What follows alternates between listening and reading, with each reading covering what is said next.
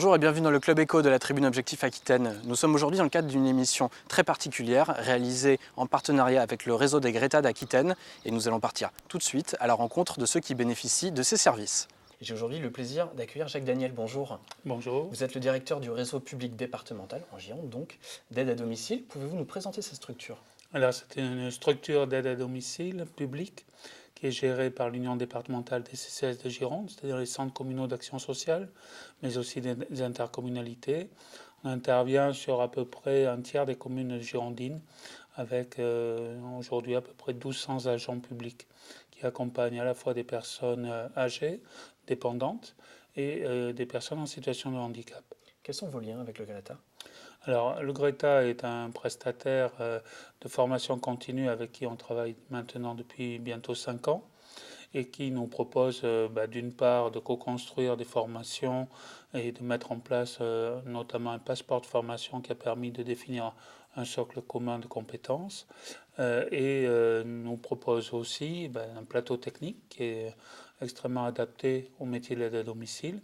On est dans le cadre de la formation continue. Qui en bénéficie ?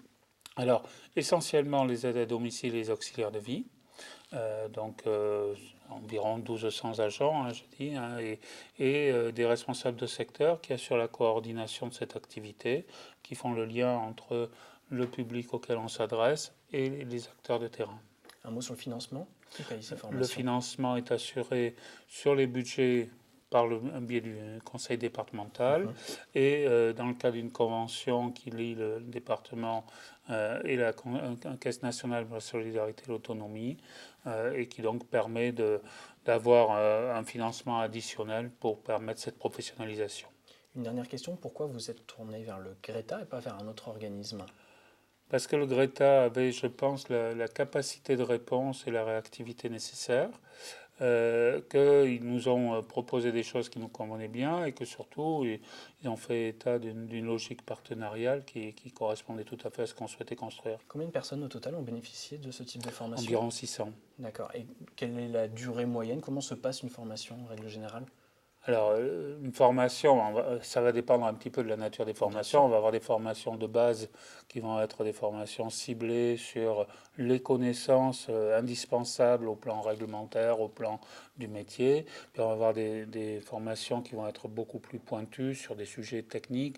Ça peut être l'alimentation, ça peut être des gestes précis sur de l'aide au repas, de l'aide technique pour le lever, pour le coucher, l'aide à la toilette, enfin des choses qui touchent éventuellement même à l'intimité de la personne et sur lesquelles il faut avoir des limites bien précises. Du concret et du pratique. Voilà.